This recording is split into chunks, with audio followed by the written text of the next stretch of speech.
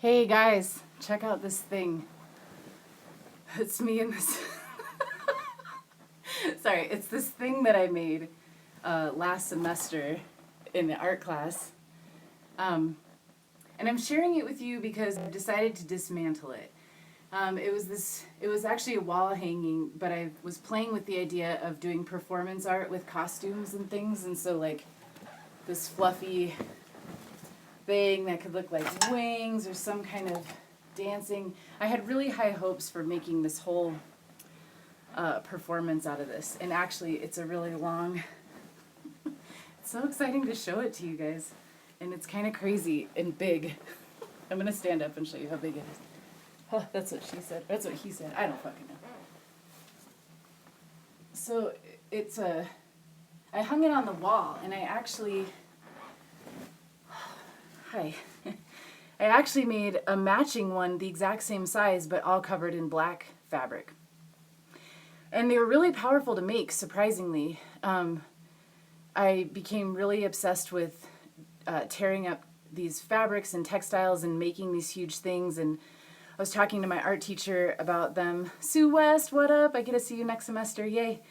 And she talked about how you could call it the purification cloak. And I loved that because these big emotions were coming out when I was working on these things. And I was thinking about how we deconstruct and create identities, right? And how heavy those can be sometimes and how hard they can be to let go of, and how we can keep taking raw materials and forming them into something new and better, maybe, or for worse. I don't know. Maybe that's why there's a black and a white one. This idea of like the light within us and the dark within us and how we express that. And these cloaks or these things, these hangings, these creations were really interesting because they have a really significant weight when it's all said and done.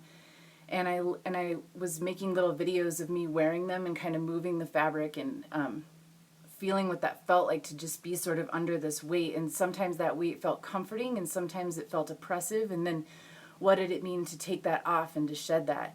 And so it's interesting because the semester ended, as they do, duh.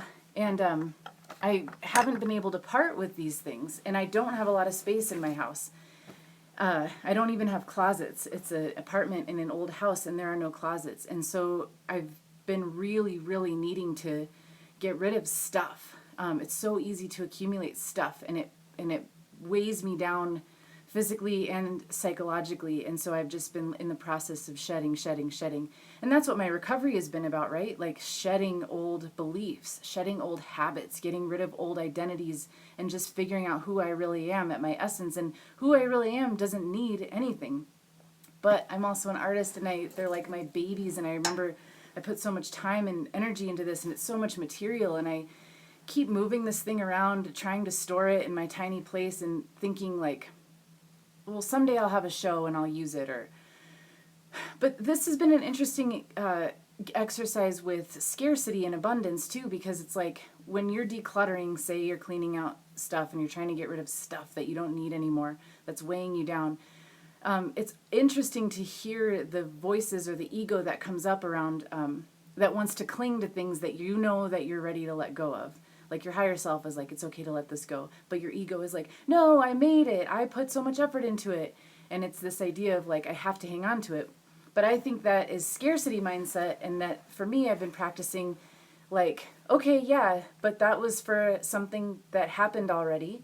And you can make it again. Like if this is an important project, which I suspect that it is, and I imagine that I'll come back to it in the future, I will be provided with resources and materials and time and energy to make it again, and it'll be better. And nothing is wasted. I think that's really important to keep in mind as well. I'm sure my creative people out there can relate to having like tons of unfinished projects, and maybe you've started something creative and it's just kind of sat in the corner or in a closet or under a bed, and you keep meaning to go back to it, but you don't, and you don't want to let it go because you already put so much time in it. And at some point, I think it's okay to let it go and throw it away and acknowledge that you were still learning when you were making that thing, and so nothing is wasted. So I have a hard time, it's partly perfectionist stuff too, when I'm like making a painting or making a piece of art and then it doesn't quite go anywhere, it doesn't turn into what I want it to be. Some things I do find that I sit down and finish and think of something for them. But some things I realize, like, I just need to let it go. And I kind of grieve that a little bit because it's like, oh, I put so much into it. But that's not wasted energy. I learned something in doing that. And what I'm learning in art therapy and stuff too is there is value in just creating, sometimes more value. Sometimes the end product isn't the thing, it's the making of the thing that is so revitalizing. And I think this is something like that. Like, it's not so much so that I can have this big ol' crazy fabric cloak wall hanging thing to lug around forever. It was what it brought out in me while I was making it, while I was using my sewing machine in a more artistic way than I ever had before. And when I realized that I had this facet to my creativity that I'd never honored before, and that in making this I honored, and it felt so good to be like, oh, I'm a fucking multimedia textile artist also, and I have all these dreams for a performance piece that I may still do someday. And that came from making this thing. And what finally brought me joy too is like, maybe you don't need to throw away stuff when you're just getting rid of stuff. Maybe it can be repurposed. Maybe it's time for it to transform. And that's what I'm doing all the time in my life and in recovery.